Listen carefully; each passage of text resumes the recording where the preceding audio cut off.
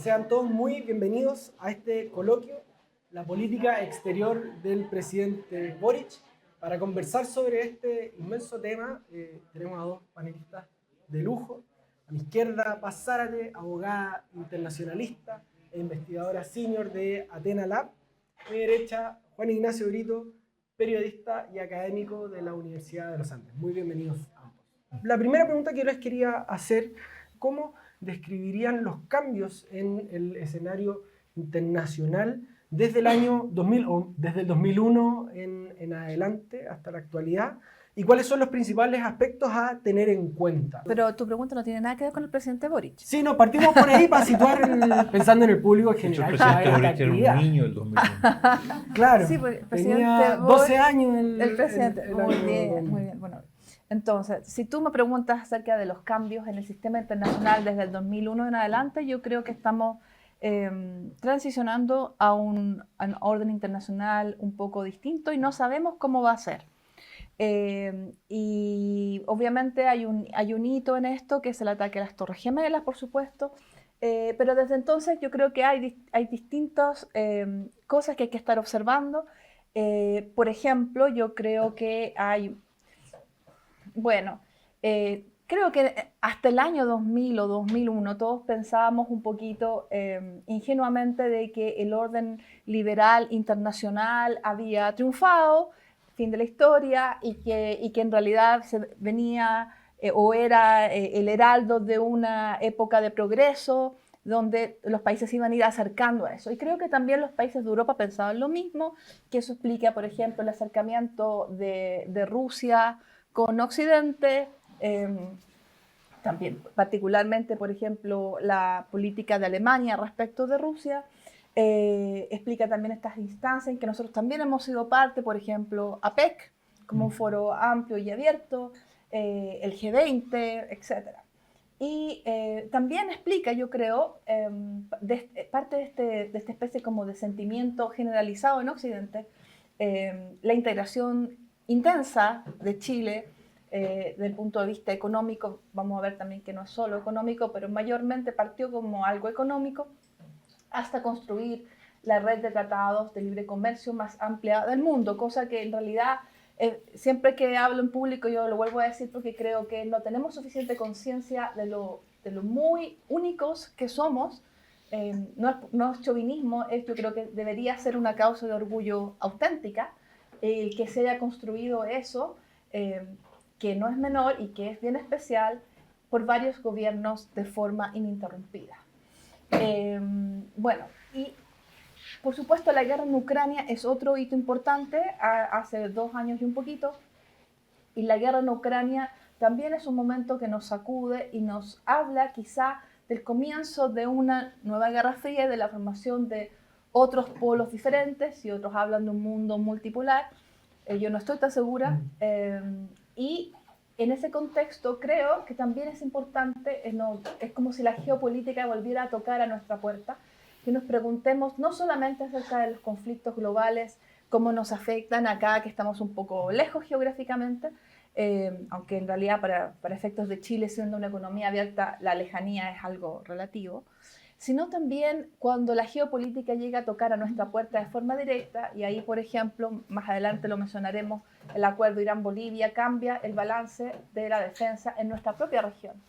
Y por lo tanto, y además, para terminar, la posibilidad de una guerra en el Pacífico es otra cosa que no podemos descartar. Como un país del Pacífico que quizá no tiene suficiente conciencia de eso, debemos pensar en esa hipótesis, tener un plan de contingencia para esos efectos, y creo que no lo tenemos. Creo que el gobierno no lo tiene, creo que el sector privado no lo tiene, que hemos crecido en estos años en una hipótesis tanto de paz vecinal, y mayormente regional y global, y esa hipótesis ya no corre.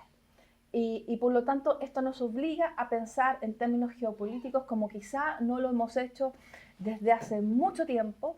¿Y cuál es nuestro rol ahí? No somos ya un país tan alejado como lo fuimos quizá en la otra Guerra Fría, no somos un país pobre como lo fuimos antes, y estamos muy integrados, y eso nos trae muchas oportunidades y también nos hace vulnerables. Así que creo que el escenario nos obliga a pensar en relaciones internacionales al mayor nivel, y no solo el sector público, también el sector privado, y ahí me preocupa el desconocimiento de estos temas a nivel del sector privado, el hecho que en los directorios no haya gente que entienda de geopolítica, pero tengo una lucecita de esperanza, y mi lucecita de esperanza es que creo que al ciudadano promedio le interesa más el sistema internacional y las relaciones internacionales mucho más que antes. Y es normal que así sea, porque hemos llegado a un estado de desarrollo donde lo internacional efectivamente tiene efectos en lo nacional. Y creo que la muestra de eso, también lo podemos mencionar después, es todo lo que se vivió respecto a la aprobación del CPTPP, mal llamado TPP-11. Creo, para mí es un signo del interés del ciudadano promedio y de los medios en general, que este tema no es el tema de una élite, es un tema que todos los ciudadanos deberían tener interés, porque es un área de política pública como cualquiera otra y merece tanto mayor conocimiento como también un mayor accountability por parte de los ciudadanos. Todo eso se puede lograr en la medida que esto no siga siendo una conversación entre iluminados, sino que en realidad todos los ciudadanos se informen de esta área de política pública y cómo nos beneficiamos todos del trabajo que allí se hace. Muchas gracias. Juan Ignacio, adelante. Volviendo al 2001, ¿no es cierto? Lo que hay ahí es probablemente el comienzo del nuevo mundo, ¿no es cierto? De una manera inesperada, porque lo que se pensó inicialmente era que estábamos en una guerra a muerte entre el Islam o el Islam radical y Occidente, pero la verdad que eso no terminó siendo así. Lo que sí pasó es que Estados Unidos se vio en la coyuntura de decidir cómo iba a reaccionar a ese ataque, que naturalmente es el peor ataque que ha sufrido Estados Unidos en su territorio. Y la reacción, había una disyuntiva para Estados Unidos. Era, voy solo, voy acompañado, cuando voy acompañado, si es que voy acompañado, cómo voy acompañado y bajo qué condiciones acepto la cooperación internacional. Y en raya para la suma podríamos decir que en Afganistán fue acompañado, pero liderando fuertemente, en Irak fue solo, en las dos les fue mal. En el corto plazo se les llamó las guerras eternas, ¿no es cierto? Las guerras no terminaban. Y eso expuso ciertas debilidades de Estados Unidos. Podríamos decir que también echó a perder el ambiente interno en Estados Unidos, en buena medida, no solo eso, pero también otras coyunturas, como la elección del 2000, que fue una elección muy difícil, el tratamiento al huracán Katrina en el año 2005, la crisis del 2008, que no solo generó problemas en Estados Unidos, sino que también en todo el mundo capitalista, podríamos decir, y en todo el mundo en general, la manera en que se gestionó la globalización, etcétera, se fueron juntando, y al mismo tiempo que Estados Unidos empezaba a llenarse de dudas y de problemas, pasó otra cosa, o debió pasando otro fenómeno, que es lo que se ha llamado el auge del resto. O sea, otros países, China especialmente, Rusia, la India, empezaron a hablar con voz propia, a tener una presencia cada vez mayor, y eso generó un nuevo ambiente. La mezcla de las dudas norteamericanas más el auge del resto fue generando un nuevo ambiente donde esa unipolaridad norteamericana que había sido tan fuerte en los 90, donde el orden liberal internacional, donde, como decía, la paz era prácticamente una fuerza que avasallaba, la globalización no tenía ninguna, no parecía amenazada desde ningún punto de vista. Bueno, todo eso fue cambiando con rapidez. En China llegó Xi Jinping en el año 2012, un liderazgo muy distinto a lo que habían sido los dos liderazgos anteriores de Jiang Zemin y Hu Jintao. En Rusia, a partir del 2007 fue quedando claro, y del 2008 con la invasión a Georgia, ¿no es cierto?, fue quedando claro que Rusia ya no era la Rusia de los 90, la Rusia dócil de los 90, etcétera, etcétera. Bueno, la verdad es que raíz para la suma, el tema es que el mundo se complejizó. Hemos vuelto a un mundo donde el interés nacional de los países y la seguridad tienen un lugar prioritario, donde los países no transan sus intereses, por lo tanto tenemos un choque de intereses, no la confluencia o la convergencia que vimos hasta los 2000, entrado los 2000, esa convergencia ha ido reemplazándose por una divergencia, los países ya no tienen objetivos comunes, sus intereses priman, la seguridad se ha convertido en un tema muy, muy relevante, cosa que no pasaba necesariamente antes, ¿no es cierto?, donde todo el mundo está bajo el paraguas de seguridad norteamericano. Estados Unidos ya tampoco se siente con la misma fuerza como para proveer ese paraguas con la misma intensidad, entonces hay países que incluso siendo aliados norteamericanos que están pensando en su propia defensa, Japón, por ejemplo, ¿no es cierto?, y cuestiones así. Entonces, el mundo de hoy es un mundo mucho más complejo, mucho más impredecible, donde la seguridad es un tema muy, muy relevante, mucho más relevante que hace un tiempo, donde los criterios de seguridad se imponen incluso por sobre los criterios económicos en muchas dimensiones, y un mundo mucho más fragmentado, con muchas más potencias, con aspiraciones divergentes, que a menudo lo llevan a enfrentarse. Enfrentarse no necesariamente como en una guerra, como sí ocurre en Ucrania, pero sí sus intereses están claramente enfrentados, y principalmente lo que vemos es diría yo, un curso de colisión entre China y Estados Unidos hoy. Veremos si eso se consolida, si eso se sabe manejar o no, pero hoy da la impresión de que van hacia un curso de colisión, lo cual no quiere decir que haya una guerra, no necesariamente, pero sí en términos de intereses y en términos de postura, esas dos grandes superpotencias están cada vez más divergentes. Entonces, para Chile y para el resto del mundo, sin duda, estamos enfrentando un mundo muy distinto al cual nos acostumbramos en los últimos 30, 40 años. Y por lo tanto, sería necesario empezar a ajustar algunas cuestiones.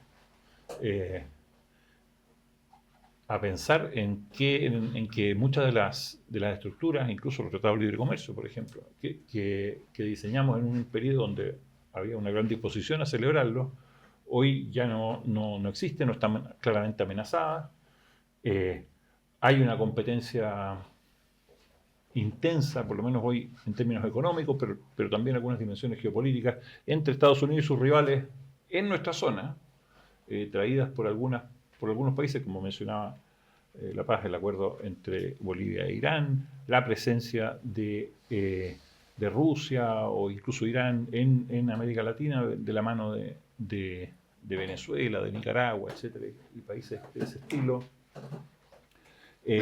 La presencia, la falta de democracia, que fue un rasgo común a principios de los 90 en América Latina, hoy también nos provoca problemas, especialmente el caso venezolano, que es un caso que nos amenaza directamente en varias dimensiones a esta altura.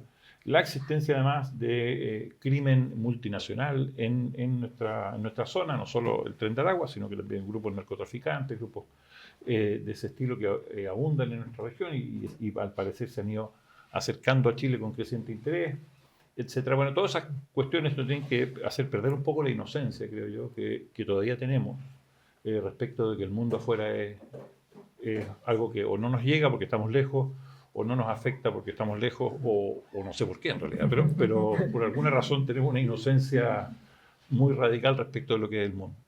Sí, en ese contexto yo anotaba palabras que ustedes dijeron complejidad, incertidumbre, dudas, y a inicios del 2022 el presidente Boric, cuando está armando su primer gabinete y su primera ministra de Relaciones Exteriores, habla de una política exterior promotora del multilateralismo, emprendedora, feminista y turquesa. Bastantes adjetivos. ¿Se ha concretado ese anhelo? Si se ha concretado, ¿cómo se ha hecho? Y quiero preguntarles particularmente por la relación con nuestros vecinos, ¿no? Los más cercanos, partiendo por Argentina, Perú y Bolivia, cada uno de los cuales con más o menos intensidad materia de preocupación, ¿no? Paz. A ver, yo separaría tu pregunta en dos puntos, porque yo creo que una cosa es la política exterior turquesa, como se le llamó, y que en realidad ya casi nadie habla de esa palabra, y creo que otra es el tema vecinal. Uh-huh. Como ustedes quizás saben, yo coordiné política exterior para la exconcertación en la última campaña presidencial. Trabajé primero con Heraldo Muñoz y luego con la candidatura de Yasna Proboste, luego que ella ganara la especie de primaria que hubo en el sector.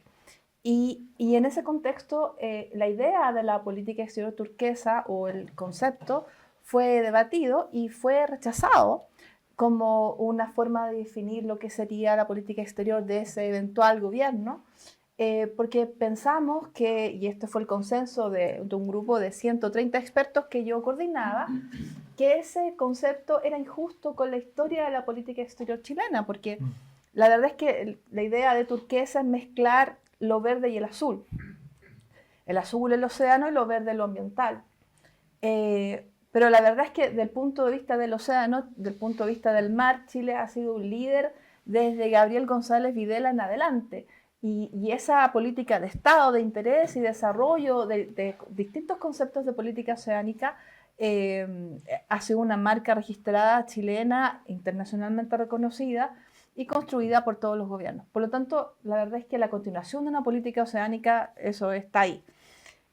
Lo que sí siempre es positivo es decir que todas las políticas públicas, incluida la política exterior, tendrían un toque ambientalista y ahí estaba, por ejemplo, en general, el consenso bastante amplio respecto al Acuerdo de Escazú, por ejemplo, y tratar de apoyar el Acuerdo de París, todas las instancias que signifiquen cumplir con nuestros compromisos internacionales modernamente adoptados.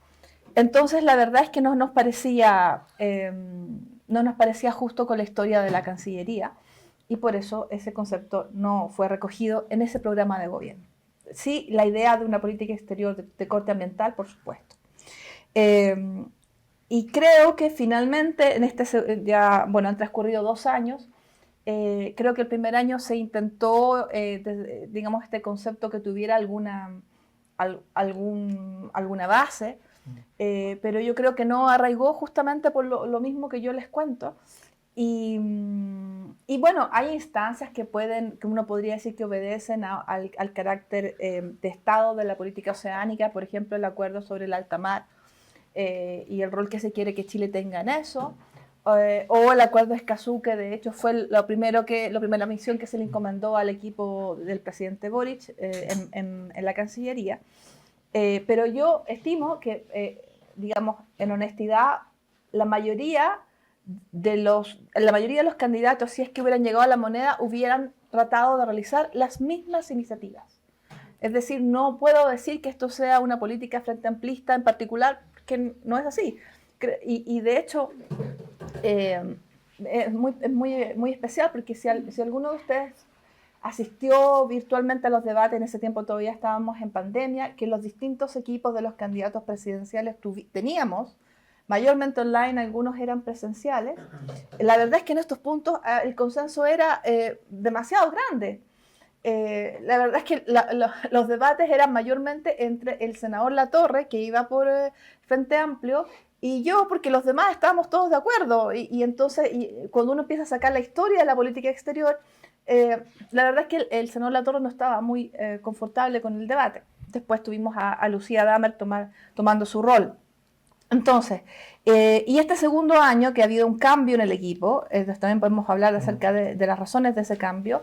Yo creo que mayormente el concepto nosotros ya no lo escuchamos, no es parte de la jerga del presidente, y lo que sí escuchamos es, digamos, más repetidamente, es que la política exterior es una política de Estado.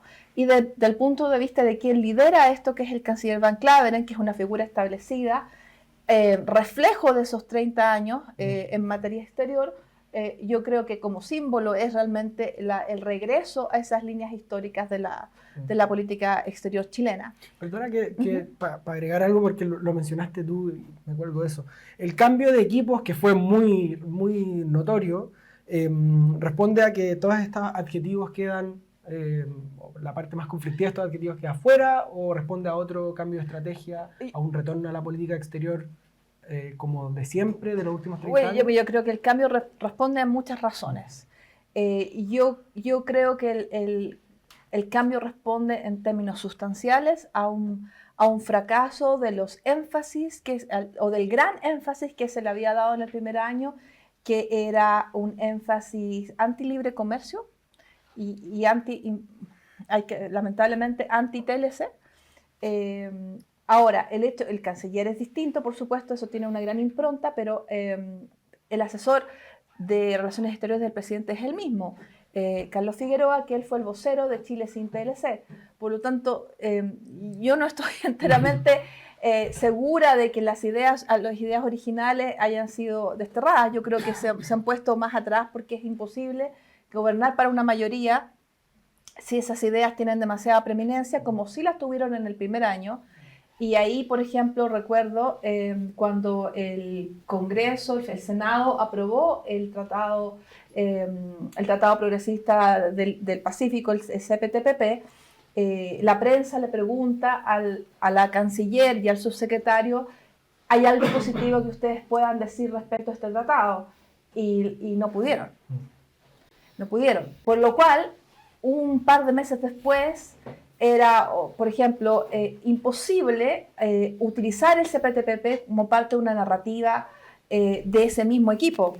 Entonces, por ejemplo, el 31 de diciembre la Cancillería sacó un hilo que dice: la política exterior es una política de Estado. ¿Cómo demuestra? Y, por ejemplo, damos un ejemplo, el trabajo en La Haya, en los alegatos por el último caso con Bolivia. Pero eso sucedió 2 semanas después que el presidente Boric asumió el poder. Entonces, el trabajo estaba todo hecho con anterioridad, nada se alteró. Entonces, ¿cuál es el mérito ahí? Que nada se alteró de lo que se trabajaba antes. Y además se menciona el CPTPP, pero ¿cómo se va a mencionar como hito del gobierno si el gobierno estuvo en contra y el presidente mismo decía, bueno, yo siempre estuve en contra de esto, pero si el Senado lo aprueba, yo lo tengo que promulgar, etcétera, como corresponde a mi deber constitucional? Entonces, volviendo a tu pregunta, creo que esto hacía, del punto de vista de la credibilidad del gobierno, independientemente que hubiera este escándalo sobre el audio filtrado, que pasó 2 meses después. Pero aún si ese escándalo no se hubiese producido, se hacía realmente insostenible que un equipo que no podía encontrar ninguna ventaja al tratado más moderno que tiene Chile,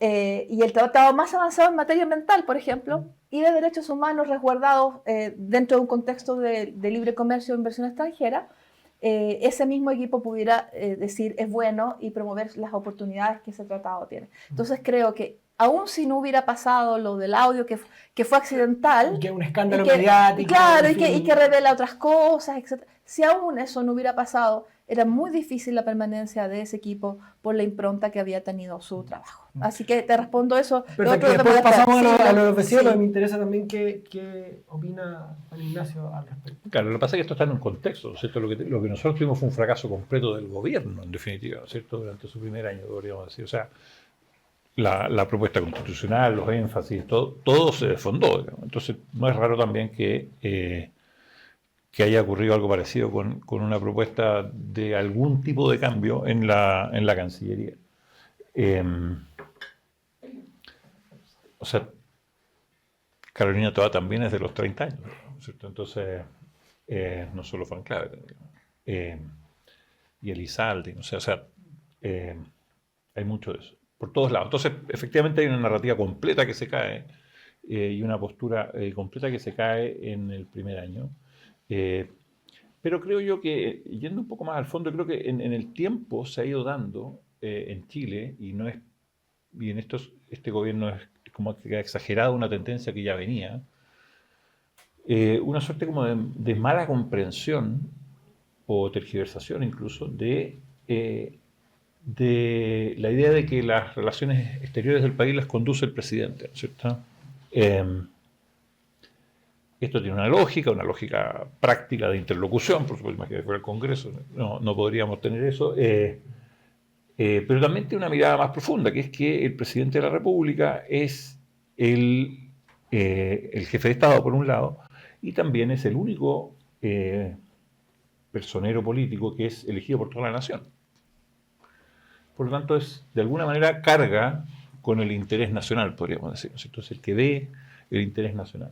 Ahora, lo que ha ido pasando es que esto se ha ido transformando, y creo que con mucha intensidad en este gobierno, en una suerte de personalismo, ¿no? Más que de un... entonces, con Bachelet ya fue visible, creo yo. Yo creo que Bachelet tomó algunas decisiones que tenían que ver con su propia proyección en política exterior, que tenían que ver con su propia proyección internacional a la salida de ambos gobiernos. Con Piñera también, ¿no es cierto? Recordemos el viaje a Cúcuta, ¿no es cierto? Con él mismo esperando ahí casi el redentor de la Venezuela liberada, ¿no es cierto? Pero creo yo que con Gabriel Boric esto se ha exacerbado más todavía. Al punto que los muchos aspectos de su política exterior tienen que ver casi con los gustos del presidente. Eh, parece muy claro esto respecto de Israel.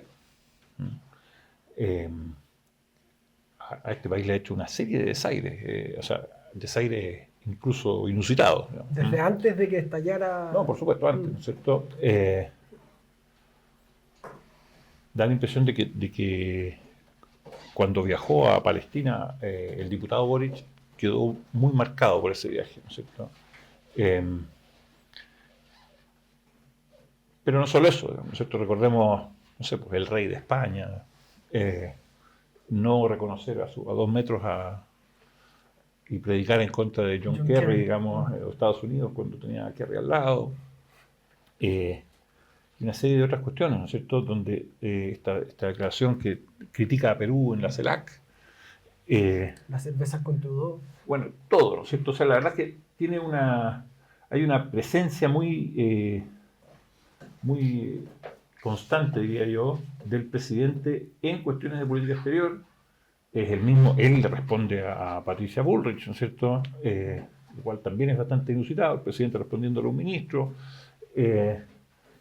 por una cuestión más bien menor, o que perfectamente podría haber sido canalizada de otra manera, etc. Entonces, hay una tendencia en Gabriel Boric a ser él el protagonista de su política exterior, más allá de lo que recomienda, creo yo, la prudencia diplomática en muchos casos, más allá de lo que recomienda el cuidado del interés nacional de Chile o la promoción de ese interés nacional, y a veces da la impresión mucho más que ver con los gustos del presidente.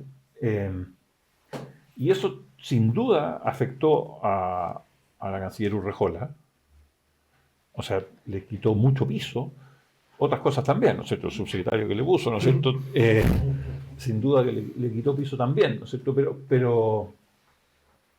Pero me refiero a Humada, ¿no es cierto? A ese subsecretario.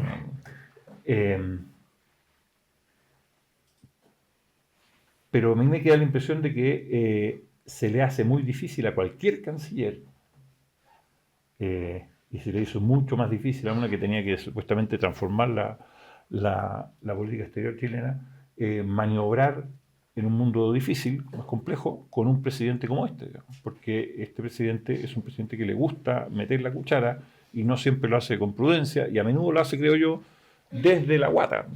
Sí. Entonces eso pone en problemas a cualquier canciller. Juan Ignacio, yo podría complementar eso porque yo creo que no solo era difícil para cualquier canciller, pero también lo hacía insostenible desde el punto de vista del ministro de Hacienda. Porque si el ministro de Hacienda decía, y siempre lo dijo, que el CPTPP era un muy buen tratado para Chile y que él veía muchas oportunidades, y el ministro de Hacienda es esencial a este gobierno y le da mucha seguridad a los inversionistas extranjeros y al sector privado, en algún momento el presidente iba a tener que optar entre Ahumada o su ministro de Hacienda. Entonces, creo que este tipo de tensión no lo habíamos tenido nunca y que era insostenible. Y en cuanto al personalismo, que creo que está ahí sin duda, me acuerdo que el medio para el cual yo escribo columnas, que es Exante, hizo una lista, cuando se cumplía un año del presidente Boric en el gobierno, una lista de todos los escándalos en materia exterior, y había un escándalo cada 10 días, más o menos.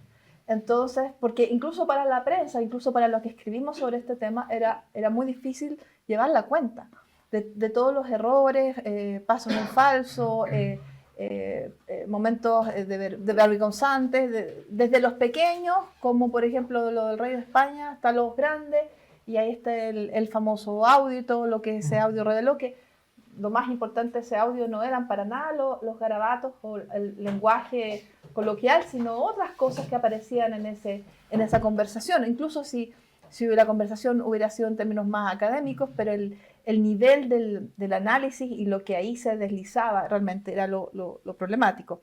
Y para terminar también en la pregunta anterior, de los énfasis que este gobierno, con lo cual este gobierno partió, creo que solo va quedando la política exterior feminista, que es algo que el segundo año sí se ha mantenido.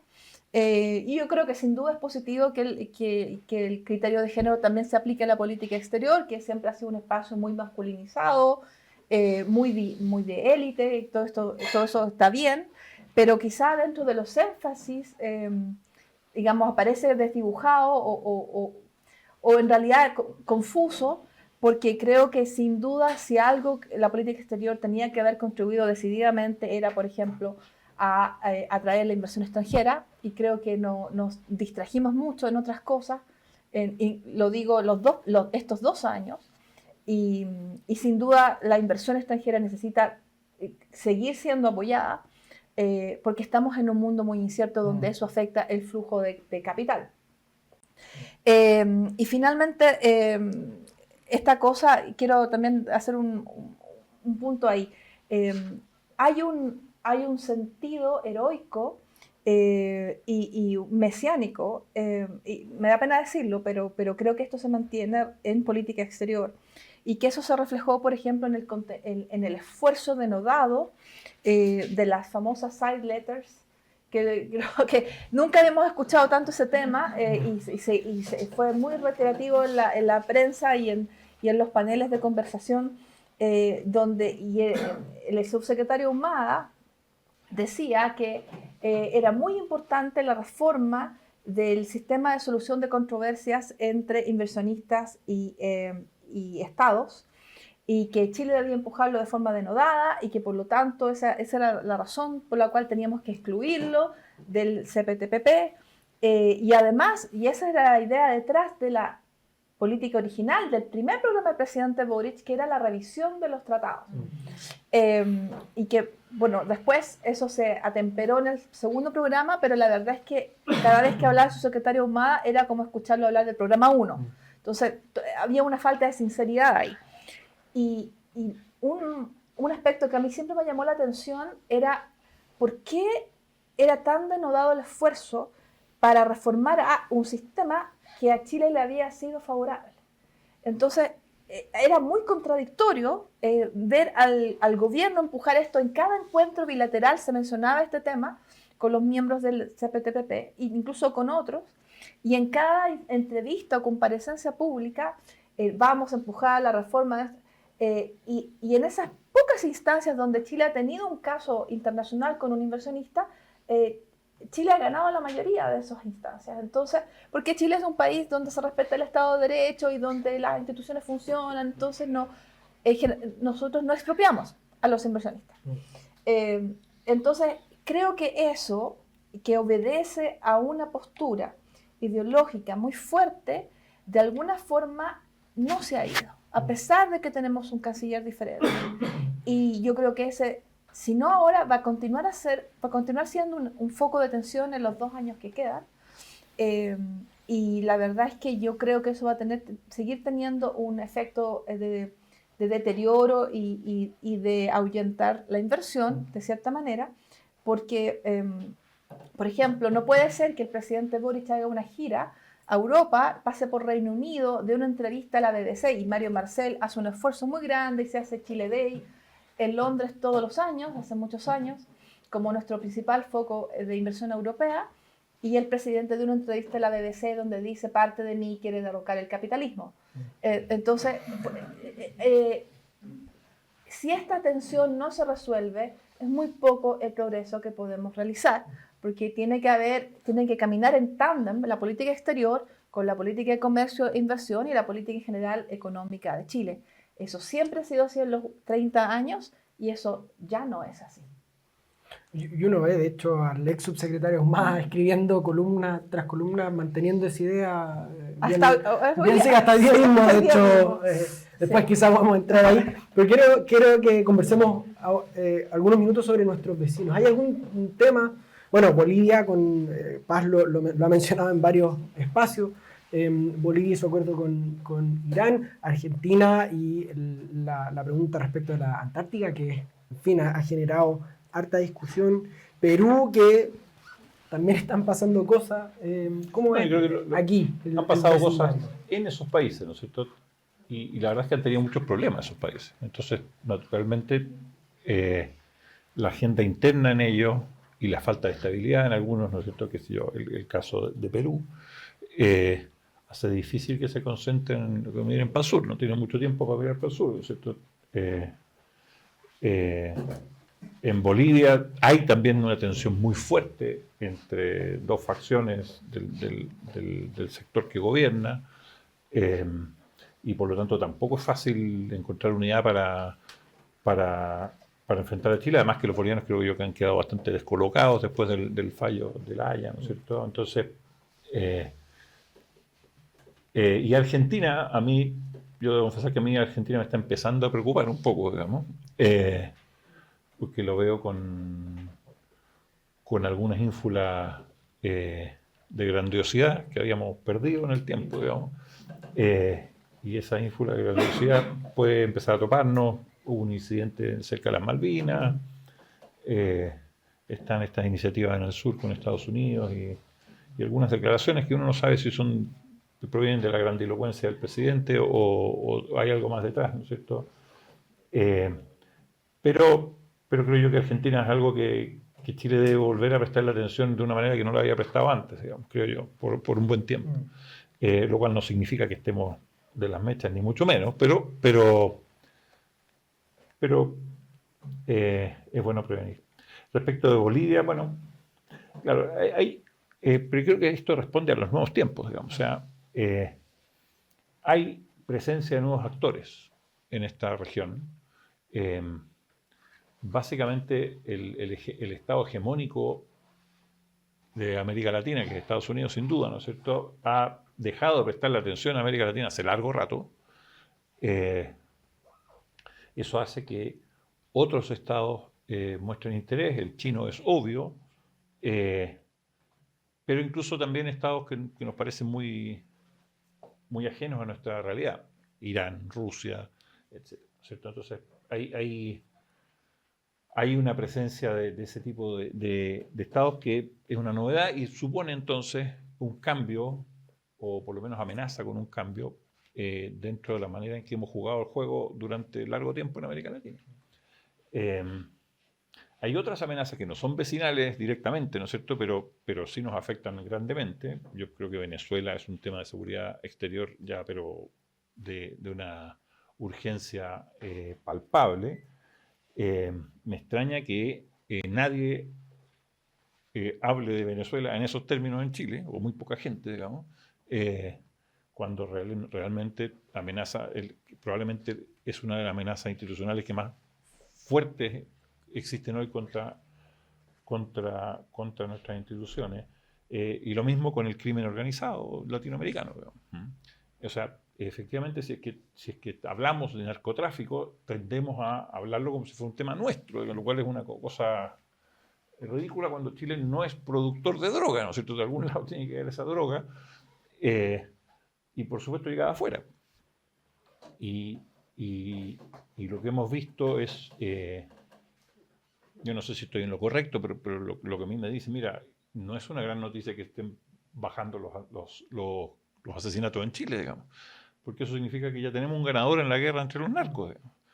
Y que los narcos chilenos han sido finalmente reemplazados. Hubo una guerra narco durante 4 o 5 años en Chile, eso subió los números de asesinatos de ese estilo en este país.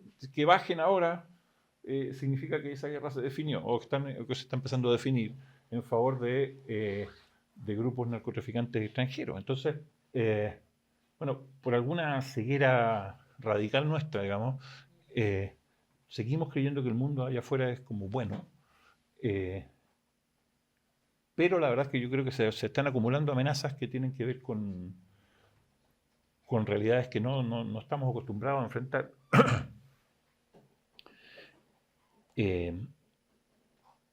y yo veo a todo el mundo durmiendo, esa es la verdad. A todo el mundo durmiendo. Yo publiqué una columna de La Tercera que molestó mucho en algunos círculos militares. Pero todas las explicaciones que me daban los militares, y hablé con varios, eran explicaciones como burocráticas. Mira, en realidad el gobierno no nos permite, no sé qué, no sé, nosotros no estamos acá. Pero en realidad ningún militar con los que hablé, y eso me dejó muy preocupado, o sea, la verdad, y fueron varios, me parecía realmente preocupado por la seguridad exterior de Chile, que estaba amenazada por grupos narcos o mafiosos extranjeros. Y que se había producido en Chile, todo indica, un asesinato encargado por un gobierno, o por lo menos por personeros políticos extranjeros. Y eso, detrás de una serie de explicaciones burocráticas, algunas atendibles, algunas, según mi criterio, menos atendibles, pero nadie se ocupaba del tema de fondo. Es decir, mira, la verdad que yo no tengo memoria de que algo así haya ocurrido en Chile. No sé, el asesinato de Jonathan Moyle, el periodista este que vino en la principio de los 90, que parece que lo mató Irak, no sé, en el Hotel Carrera de esa época. No sé, pero no me acuerdo de algo así. Pero la diferencia es que Jonathan Moyle era un periodista que venía a cubrir las FIDAE y no un asilado político que tenía refugio y protección supuestamente de nuestro país. Entonces, a mí, la situación vecinal, yo veo que mientras, esto es duro decirlo, pero mientras haya problemas del estilo que hay en Perú y Bolivia, va a ser difícil que ellos tengan una acción coordinada como la tuvieron durante un largo tiempo respecto de Chile, no coordinada entre ellos, digo coordinada internamente. Argentina veo que, bueno, va a depender de lo que pase ahí, pero sí, yo creo que hay un tema regional aquí que es evidente y que no, del cual ni siquiera conversamos mucho, eso es la verdad. Bueno, yo quiero complementar eso. Efectivamente, yo estoy muy preocupada por cómo se está llevando el tema vecinal y regional. Y me alegra que, digamos, que tengamos esta instancia para hablarlo, porque yo a veces, de hecho, yo escribo sobre esto y hay instancias en que yo me siento muy sola escribiendo sobre esto. Por ejemplo, el hecho que tengan que, además de caminar juntos, la política económica y la política exterior, también la política de defensa tenga que caminar junto con la política exterior. Y yo creo que la gente lo reclama, de hecho, porque el think tank para el cual yo trabajo, Atenalab, a partir de este año, realiza una encuesta anual sobre política exterior, percepciones sobre política exterior. Y uno puede notar que lo que la gente demanda de la política exterior, efectivamente, entre las cosas que se mencionan, es el combate al crimen transnacional y al narcotráfico en particular. Es decir, se lo pide no solo a Interior, se lo pide también al canciller y a la estructura del Ministerio de Relaciones Exteriores. ¿Para qué vamos a mencionar, por ejemplo, la ciberseguridad? Entonces, creo que esto es lo que la gente percibe, y nuestra encuesta de este año va a salir en un par de semanas, es que hay una tarea pendiente. Y lo que uno percibe como observador informado desde fuera es que los ministerios no conversan, porque si conversan, la verdad no se nota. Entonces, si vamos un poquito más a lo específico de nuestros vecinos, a mí me preocupa que, si bien, por ejemplo, desde el punto de vista de los principios, nosotros, respecto de otras regiones, nosotros hacemos un display de nuestro compromiso con el derecho internacional, ejemplo, la situación en Gaza, y vamos a la Corte Internacional de Justicia, o en las grandes cumbres, por supuesto, hablamos en favor de Ucrania, y eso está bien. Después no tenemos la misma fuerza respecto de nuestra propia región. Y respecto de Argentina específicamente, yo creo que es muy triste lo que ocurrió con bueno, se supone que está superado el incidente Bullrich, pero no está superado. ¿Cómo va a estar superado si después de darlo por superado, y cuando la ministra explica, yo no tuve ninguna intención de provocar alarma en Chile, yo estaba hablando del tema regional y mencioné que Hezbollah está en la triple frontera y además está en Perú, Brasil y Chile, lo nombró entre medio de otras cosas. Era bastante evidente para además cualquier persona que vea esa entrevista, que está el video completo, en qué contexto se dijo. Pero ella además lo explicó. Bueno, al día siguiente de darlo por superado, el presidente de la Cámara, el presidente el nuevo presidente, tanto el presidente saliente como el entrante de la Comisión de Relaciones Exteriores del Congreso, de la Cámara, diputado de Rementería y diputado Mirosevic, ellos van a la radio a decir que hay una conspiración de Estados Unidos con Argentina para dañar la imagen de Chile. Eso no es una forma de contribuir ni a superar el incidente, ni a llevar bien la relación bilateral, en un año muy especial, porque este es el año que se cumplen 40 años desde el Tratado de Paz y Amistad de dos países que estuvieron a minutos de irse a la guerra. Entonces, yo personalmente, y con mucho respeto a los diputados, yo creo que esto es irresponsable. Los 40 años es una instancia de reflexión acerca de lo bueno que se ha hecho y también de lo pendiente. Y eso no nos favorece utilizar al vecino para aparecer como defensores de la soberanía. Yo exijo respeto cuando el respeto no se nos ha faltado. Por mucho que digamos, al gobierno no le guste Javier Milei, y Javier Milei es resistido ampliamente, no se le puede atribuir cosas que la ministra dijo cuando no las dijo. Y eso es grave, porque yo creo que es construir un hombre de paja para aparecer atacándolo, cuando reacciones que debían ser más fuertes, por ejemplo, frente al crimen del teniente Ojeda, que no es, todos los signos son que esto fue organizado desde el exterior, son muy suaves. Y también es suave, y yo personalmente creo que es inaceptable no llamar a una dictadura por su nombre, y sobre todo quienes han conocido lo que es una dictadura en nuestro propio país. Venezuela es una dictadura, y eso no lo decimos nosotros, lo dicen todos los organismos internacionales, y la evidencia consta en cientos de reportes a esta altura, de años, incluido de la propia Oficina de Derechos Humanos de Naciones Unidas que estuvo a la cabeza Michelle Bachelet. Por lo tanto, en Venezuela no hay una deriva autoritaria. En Venezuela hay una dictadura cada vez más sangrienta. Creo que es una vergüenza para la izquierda no decirlo con esas mismas palabras. Y el contrasentido entre la actitud respecto de Venezuela y la actitud respecto a Argentina es enorme. Y otro aspecto aquí que puede ser menor, pero no lo es.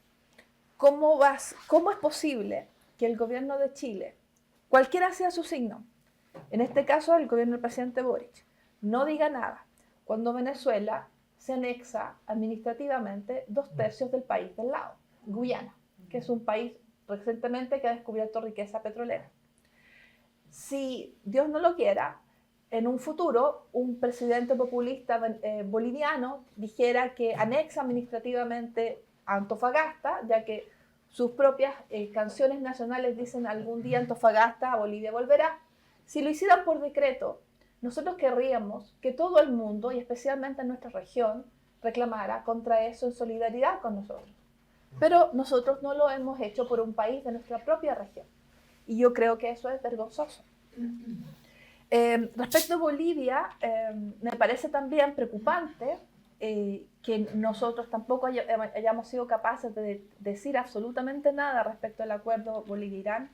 Y esto no tiene que ver con Patricia Bullrich en particular o con Javier Milei, porque de hecho la respuesta fuerte de Argentina vino con Fernández, es decir, en la administración anterior, porque ellos saben lo que es el terrorismo islamista, lo tienen claro, y saben lo preocupante es que Irán le pase drones a Bolivia.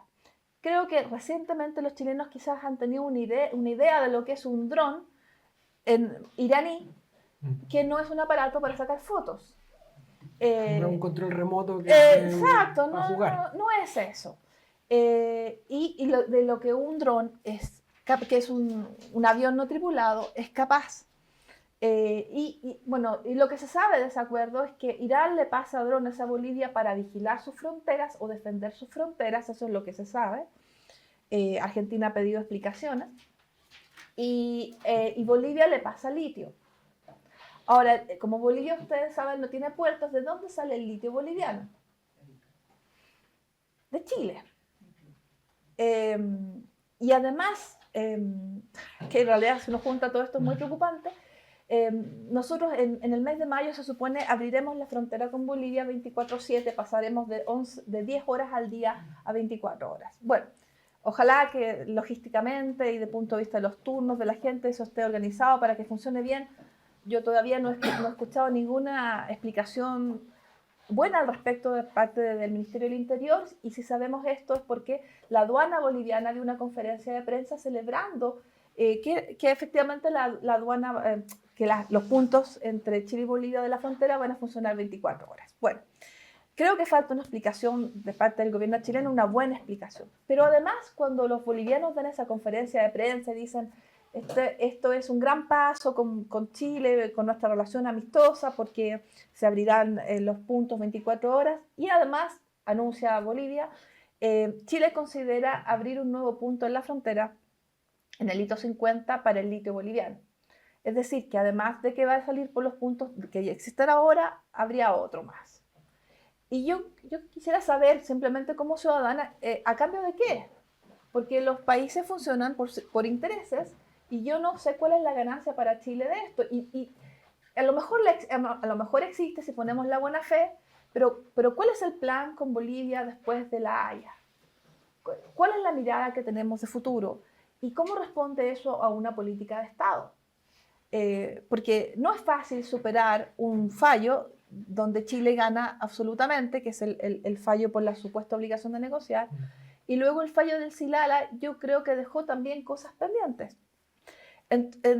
o no extremadamente claras. Entonces, a mí me preocupa, dentro del gobierno hay personas que son muy fan de Álvaro García Linera, que es el ideólogo del gobierno de Evo Morales, y el ideólogo de la Constitución de Bolivia, que se parecía bastante al primer borrador constitucional chileno. Y entonces yo creo que ahí hay una falta de mirada estratégica, por lo menos eso es lo que aparece, y una falta de explicación a la ciudadanía de cuál es el plan para el futuro. Y quizá, no sé si es desidia lo que explica la falta de respuesta respecto al cambio de la defensa boliviana, donde el ministro de Defensa de Bolivia dice que la revolución iraní es el modelo para Bolivia, y cómo lo interpreta Chile. La verdad es que yo solo tengo preguntas, no tengo respuestas, y las preguntas me hacen preocuparme. Y finalmente, respecto de Perú, creo que si hacemos un poquito de memoria, cuando asumió la presidenta Boluarte, el presidente dejó entrever una crítica a una presidenta que estaba recién asumida y que cumplía un rol constitucional. Por supuesto, la presidenta Boluarte tiene sus propios problemas hoy, etc. Pero volviendo a lo que había dicho Juan Ignacio, hay un personalismo en las relaciones exteriores que no habíamos visto nunca, y que se explica quizá porque el presidente decide y actúa y consulta después, o le dice a sus ministros que se hagan cargo de las consecuencias de su decisión, pero no pregunta antes acerca de cómo tomar la decisión. Y eso explica muchos de los pasos en falso que yo les decía, uno cada 10 días, sobre todo del primer año del presidente de la República. Finalmente, respecto a la Antártica, el presidente es un magallánico, creo que tiene una conciencia de la importancia de la Antártica. No sé si en este gobierno habrá la voluntad y el interés de poner, no respecto a la Antártica, que me parece que yo creo que el sistema antártico no está en duda, por lo menos hoy, pero sí de poner, de dar una solución a las controversias pendientes con Argentina, que son dos. Yo creo que aquí hay un error de los 30 años, aquí hay un silenciamiento de estas dos controversias pendientes. Una, por supuesto, se desarrolló antes que la otra, Campo de Hielo Sur, y el otro es la plataforma continental extendida. Yo creo que no se le puede eternamente, no sé cómo decir de esta forma menos gráfica, quitarle el poto a la jeringa, porque efectivamente todos los países necesitamos una clarificación de nuestros límites. Es muy importante, y hoy tenemos los medios técnicos que antes no teníamos. Entonces ahí hay algo pendiente de todos los gobiernos, y que puede solucionarse de manera amistosa justo ahora que cumplimos 40 años de una relación de paz y amistad. Y la paz no se puede dar por sentado, la paz se construye, y por eso los personalismos, los gestos grandilocuentes, la verborrea, y lo que hemos observado crecientemente de tensión que deriva de estos encontrones personales, no contribuyen a eso y no pueden ser minimizados. Aprovecho de preguntarte algo que mencionó Juan Ignacio y que, digamos, es uno de los temas grandes que tenemos en esta materia, que es Venezuela. Y le agrego a lo que mencionaba Juan Ignacio, que claro, se insiste mucho en la diplomacia con Venezuela, en los acuerdos con Venezuela, pero todo indica que la dictadura venezolana, digamos, juega como en dos canchas, ¿no? Una mediática de los acuerdos de la diplomacia. Se firma, de hecho, se firmó un acuerdo que ha generado harta discusión, pero al mismo tiempo, en la práctica, parece que no han cambiado mucho las cosas. Bueno, yo creo que con la esperanza quizá de obtener aceptación de migrantes por parte del gobierno de Maduro tiene a toda Sudamérica como rehén. Y eso no es aceptable. Nicolás Maduro es un criminal y es un matón. Y si la izquierda no puede decirlo, estamos en graves problemas. Esto no es un tema de derecha o izquierda, porque los derechos humanos no son de izquierda ni de derecha. Y yo no sé si en verdad esta actitud tibia con Maduro nos está dando algún rédito. Yo creo que la defensa de los principios siempre significa ganar, aunque sea al final. Y la defensa de los principios para algunas cosas y ninguna para otras, eso es un flanco por donde se mire. A veces hay que tomar decisiones muy dramáticas. Por ejemplo, una idea que existe y que otros países han tomado, por ejemplo, en el caso de un flujo de migrantes muy, muy grande que no se puede evitar, por decir, el Líbano respecto de Siria. Es la legalización de la migración, con algún tipo de legalización que permite empadronar a todo el mundo con huellas dactilares, etc. Y después tratar más adelante quizá tratar de lograr acuerdos para que esos migrantes o se devuelvan o ordenen su vida, etcétera, etcétera. Algunos son migrantes económicos y otros son migrantes, como en el caso del teniente Ojeda, son personas que necesitan refugio, es decir, que su vida corre peligro. Pero yo creo que la actitud actual del gobierno chileno no ha conducido a muchos resultados. No voy a decir que el presidente Piñera en el caso de Venezuela lo hizo bien, porque yo creo que él se equivocó mucho. Y también respecto a eso, cuando habló Juan Ignacio del personalismo en relaciones exteriores y que esos signos venían de antes, eso también es verdad. Yo creo que fue un error, por ejemplo, a base de mentiras, negarse a firmar el pacto migratorio, que no era un pacto que promovía la migración, era una resolución de Naciones Unidas que promovía el intercambio de información sobre la migración y permitía prever situaciones sobre la base de intercambio de información sobre la migración. Y eso fue un error. Entonces, este personalismo persiste, es muy peligroso, nos puede llevar a la beligerancia verbal, siempre tiene consecuencias más adelante.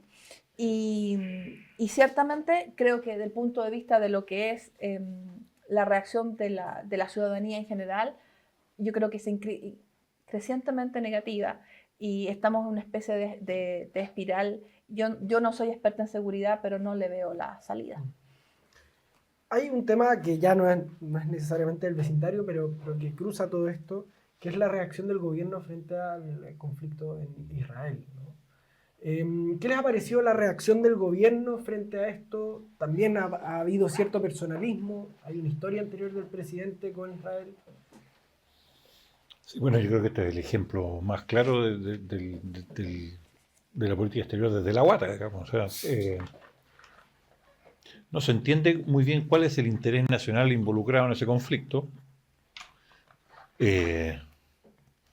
Hay una incoherencia absoluta, como decía La Paz, respecto de te preocupas por unos muertos, ¿por qué te preocupas de los muertos de cierto color y no de otro color?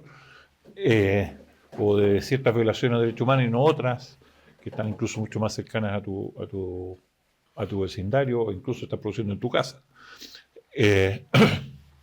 Entonces, por alguna razón que parece asociada a ese viaje que mencioné recién, pero parece, al presidente le cae muy mal Israel, digamos, esa es la verdad. Entonces ha decidido convertirse en una suerte como de adalid de Palestina. Da la impresión que menos por simpatía a Palestina que más por la antipatía a Israel. y ha provocado algo que durante mucho tiempo se ha tratado de evitar en Chile, que es tratar de importar, donde tenemos una colonia palestina muy numerosa, sin duda, y una colonia judía menos numerosa, pero influyente, eh, importar este conflicto. Ahora estamos en el medio de ese conflicto. eh, y la verdad es que yo no veo otra razón que la guata, la verdad. O sea, no hay un interés nacional involucrado ahí. Eh, Podría haberse prestado para algunas opiniones y cosas así, pero ya lo que tenemos aquí es una. Y por supuesto viene de antes también. Entonces es una contumacia respecto del tema y un interés desbordado de parte del presidente. Y entonces, como al presidente le interesa de manera extraordinaria ese tema, simplemente nos ha metido en ese tema. Entonces, este es como el mejor ejemplo de este personalismo exacerbado del que yo hacía mención recién, eh, en el cual nos vemos involucrados como Estado cuando, la verdad, yo insisto, no veo el interés nacional que está en juego ahí, no logro discernirlo bien. Eh, y tiene que ver eso también con, creo yo, con varios otros temas que están muy presentes en esta política exterior. Quizás no hemos hablado suficiente de eso, pero también hay una dinámica interna en la alianza de gobierno que está condicionando mucho la forma en que se pronuncia Chile respecto de su entorno directo y también incluso sobre este tipo de cuestiones. Entonces, claro, que Venezuela sea una dictadura o no es un tema ultra sensible para el Partido Comunista, que se declara orgulloso, amigo del régimen bolivariano, que acaba de hacer una visita de alto copete, digamos, a Cuba, ¿no es cierto? Entonces, claro, no es tan sencillo para el presidente, que parece muy consciente de estos temas. No, pero curioso, pero Putin también es un problema decir que Putin es un dictador y un Sí. asesino porque el Partido Comunista... Pero no es lo mismo, creo yo. O sea, en términos sentimentales no es lo Sí, mismo. no, no. Desde la guata, digamos, que parece gobernar nuestras relaciones exteriores, no es lo mismo. No es lo mismo Cuba que Rusia, Rusia no soviética, no sé qué pasaría. Pero entonces hay aquí, está en juego esto, pero también hay valores y cuestiones, y también respecto de Palestina, Israel, cuestiones que vienen también de la alianza de gobierno, creo yo, que ayudan a explicar, pero no a justificar, pero a explicar que nos estemos convirtiendo en un actor de segunda o tercera línea, pero actor al final de un conflicto en el cual deberíamos ser más bien espectadores. Yo creo que la pregunta acerca de dónde está el interés nacional se repite. Ahora yo creo que se repite hace rato, Sí, o sea, sí. hace No, mucho tiempo. sí, No solo en este gobierno. estoy muy de acuerdo, porque, por ejemplo, ¿dónde está el interés nacional de negar que los buques ingleses puedan cargar combustible en Punta Arenas? Porque una cosa es que desde el retorno a la democracia, Chile se haya decidido apoyar a Argentina en su reclamo por las Malvinas Falklands.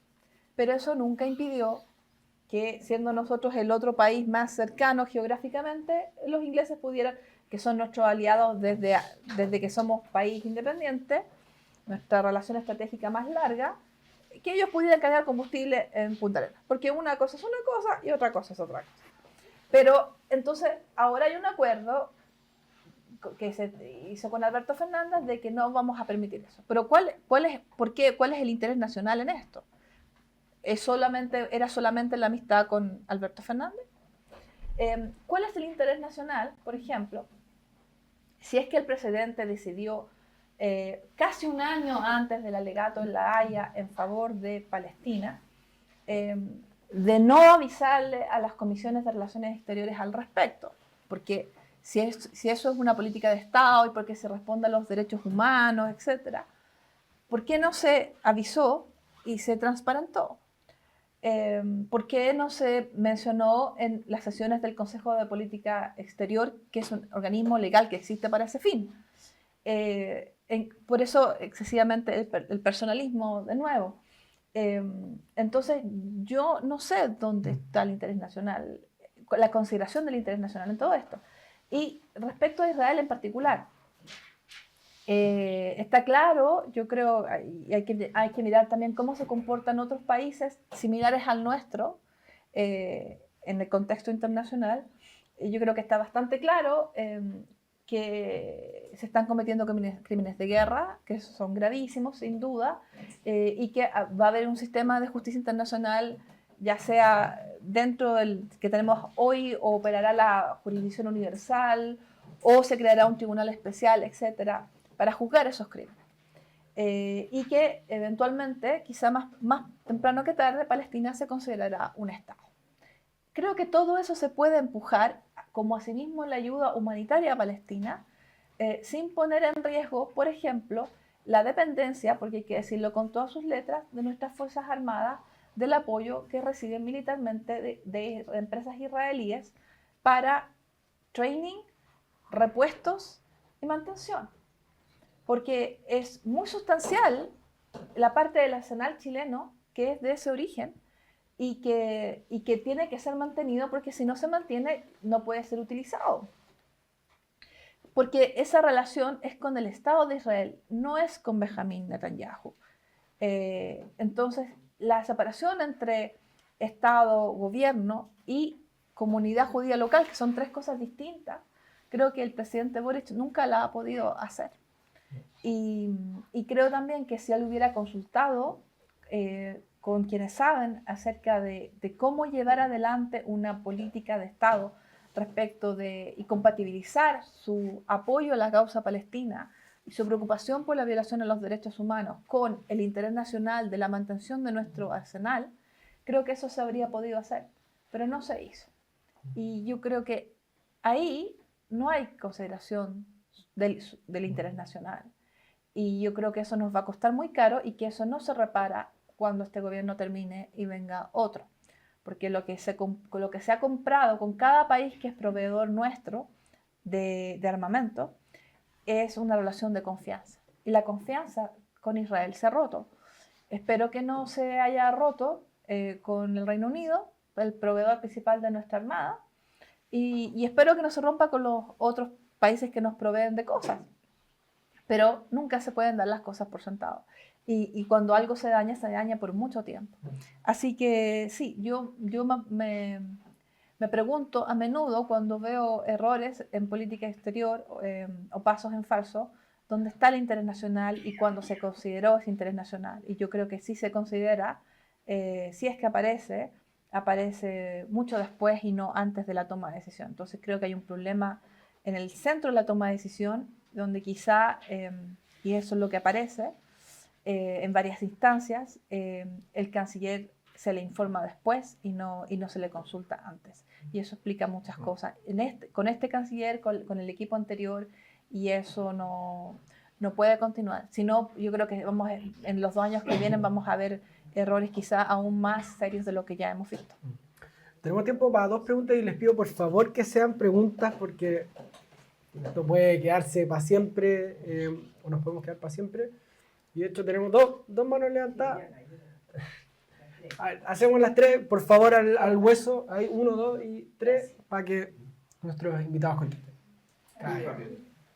En el tema con Argentina, que mencionaste tú, además Magallanes no puede comerciar con las islas. Antes había un buque que comerciaba, entonces más grave aún el tema. Política exterior feminista, ¿quién es el que sigue potenciando eso? Porque de 3 o 4 Twitter del ministerio hay 2 que son de política exterior feminista. Entonces eso tiene posibilidad de cambiarse y finalmente Juan Gabriel Valtés ocupa la mitad de su tiempo en tuitear. Pero él tuitea cosas que no tienen nada que ver con la relación exterior de Chile, sino que él se mete en política contingente y proponiendo a la Michelle Bachelet para Naciones Unidas. A un embajador como ese, ¿alguien le puede decir que se ocupe de trabajar en lo que corresponde? Tomemos las 3 y... Yo quería hacer un cuestionamiento sobre el asunto de Venezuela. Es que me parece que pretender que el presidente Boric sea muy categórico en su juicio sobre la calidad de dictadura que tiene Venezuela, que es un hecho, obviamente es un hecho, no tiene propósito. Pienso que sería contraproducente para Chile, porque Chile necesita la interlocución con Venezuela para poder manejar el problema del crimen transnacional, precisamente, y de las migraciones como están llegando anárquicamente al país.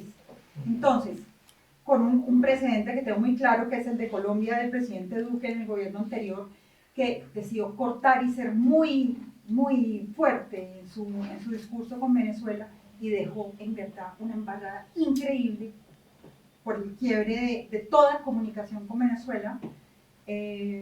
¿No será que es mejor esta tibieza en el discurso que tenemos ahora acá para poder mantener ese lazo que puede tener frutos en la solución de otros problemas?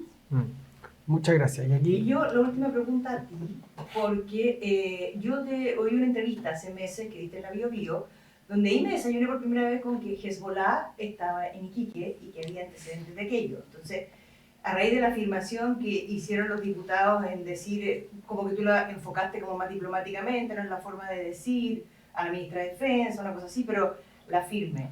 ¿Qué hay de Hezbollah en Iquique? ¿De dónde viene esa información? Yo sé que se filtró lo que la ministra Bullrich entregó al Ministerio del Interior, lo filtraron en el Clarín. ¿Qué hay, qué no hay? vamos entonces... Parto Sí, Juan Ignacio. Juan Ignacio. Yo de Hezbollah, lo que yo entiendo que hay es lo que dijo Bullrich, digamos. Tampoco es que sea muy nuevo lo que dijo ella, en todo caso. Pero no sé, la verdad que no soy...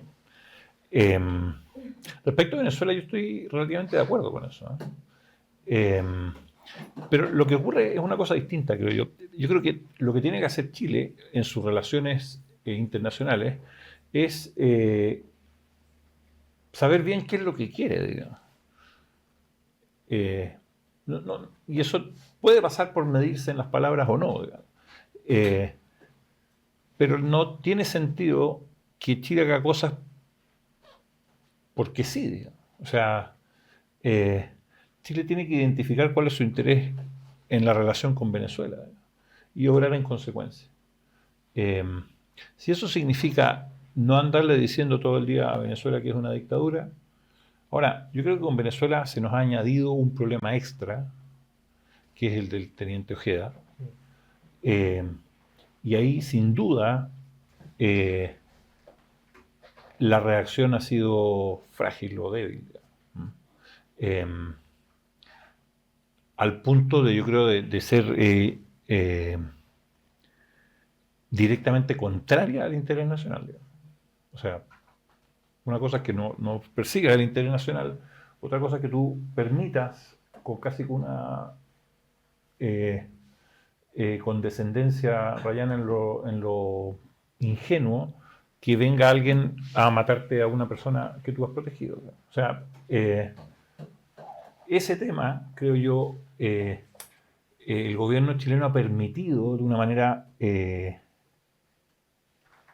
reflexiva quizás, que se combine con el tema de los inmigrantes. Entonces, como que ha quedado la sensación de que Chile no puede ser muy duro con Venezuela respecto del caso Ojeda, porque en realidad el tema de los inmigrantes se nos complica, el acuerdo que firmó Monsalve, que si los mandamos no los podemos mandar de vuelta, etcétera, cosas así. Yo creo que son todo vinculado, pero naturalmente son de una naturaleza muy distinta y Chile no puede aceptar que ese tema quede amarrado a otras cosas. Es un error profundo de nuestra diplomacia si es que eso queda así y da la impresión de que está quedando así. Entonces que Venezuela nos va a colaborar y está como mezclado. Yo creo que son temas distintos, cualitativamente muy, muy distintos, y son temas distintos también que requieren y que Chile no debe tratar de buscar cooperación en este caso a cambio de cuestiones con los inmigrantes y viceversa, ¿cierto? O sea, Chile tiene que, en este caso, si es que efectivamente es lo que todos pensamos que es, y todo este elefante tiene cara de elefante, nariz de elefante, trompa de elefante, patas y orejas de elefante. Ya tenemos a nuestro propio fiscal diciéndonos, mire, la verdad es que no encuentro otra razón que no sea la política y no encuentro otro responsable que no estén fuera del país. Bueno, el tono de Chile debería haber cambiado radicalmente hace rato ya, esa es la verdad. Pero estamos haciendo el ridículo, eso es la verdad. O sea, no sabemos lo que pasa en nuestro país, tenemos un gobierno que no defiende nuestras instituciones, que permite que vengan a operar comandos o encargos extranjeros de asesinato, o sea, por donde se le mire, ese es un tema muy feo y Chile ha manejado terriblemente mal. Pero, insisto, en la relación general con Venezuela, lo que Chile tiene que discernir es qué es lo que quiere de verdad y buscarlo.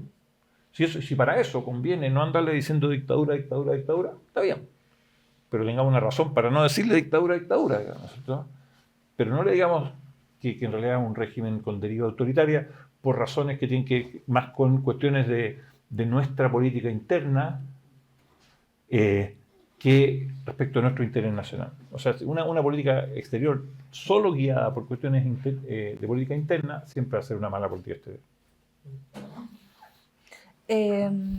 A ver, dentro del popurrí de temas, yo tiendo a concordar con Juan Ignacio respecto de lo de Venezuela, pero lo que pasa es que acá no estamos hablando simplemente de una dictadura, como podría ser, no sé, Corea del Norte, sino que es una dictadura que efectivamente lo que tenemos son agentes de esta dictadura que trabajan en nuestro suelo nacional.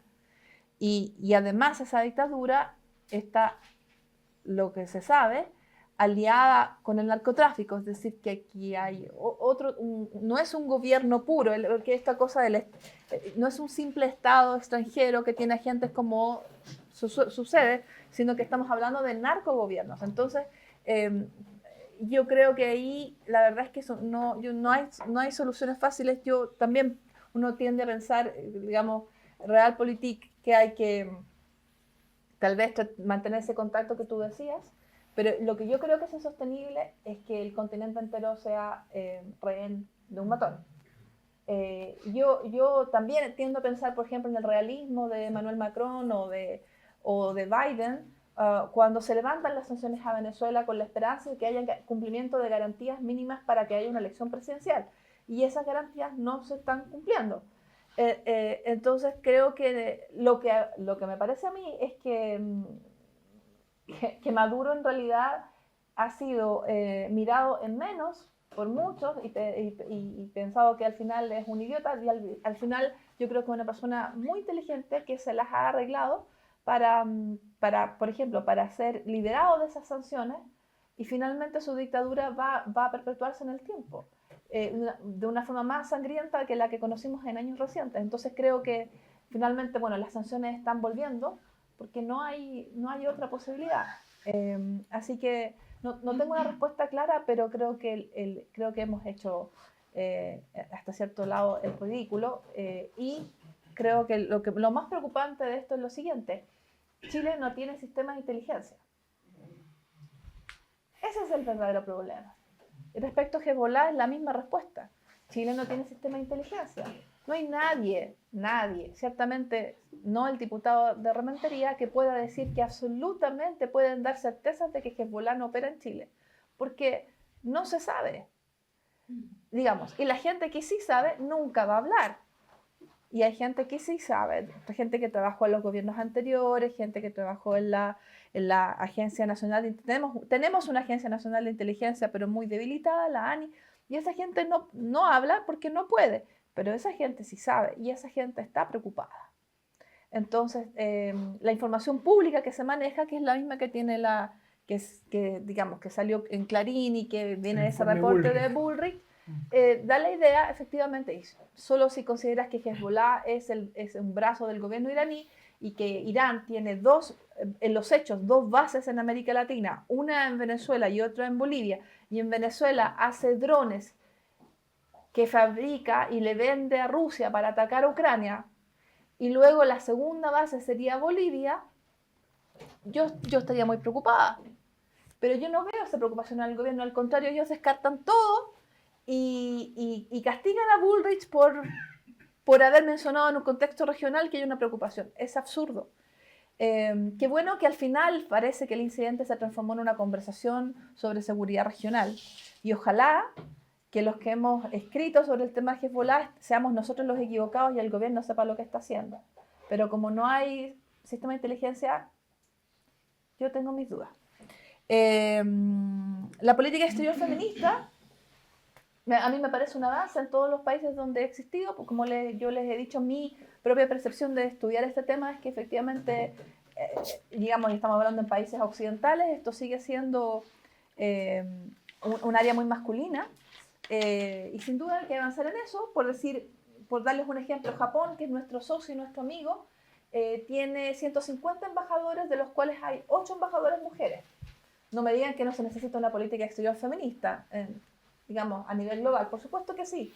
Ahora, pero ¿es esa la prioridad? ¿Es esa una prioridad de las primeras 3 que debería tener el gobierno? Yo creo que no. Y yo queriendo mucho ese tema, yo creo que hoy la ciudadanía reclama una política exterior que tenga unas prioridades 1, 2, 3 un poco diversas. Y finalmente, respecto al embajador Valdés, yo creo que el tema no es si el embajador tuitea o no tuitea. Por ejemplo, hubo un embajador del Reino Unido, que ustedes recordarán, muy famoso hace algunos años, que tuiteaba todo el día. Hoy es el embajador, después fue director de la Academia Diplomática Británica y hoy es el embajador, creo que en México. John Benjamin. El punto no es si el embajador tuitea o no todo el día, si habla de fútbol, si habla de política nacional.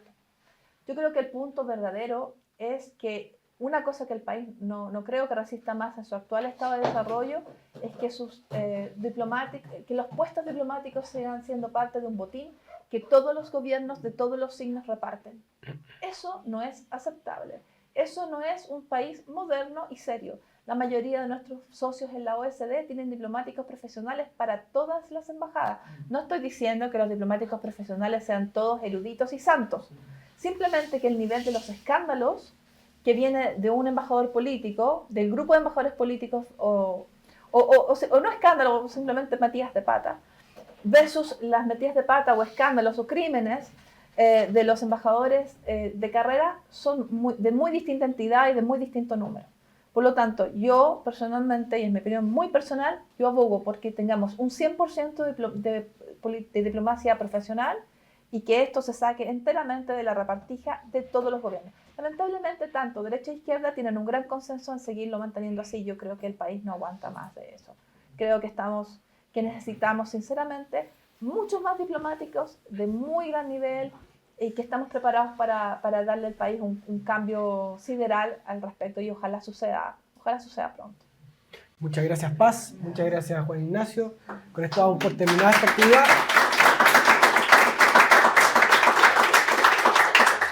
Un espacio para hablar de temas que muchas veces no concitan tanta atención, pero vaya que son relevantes.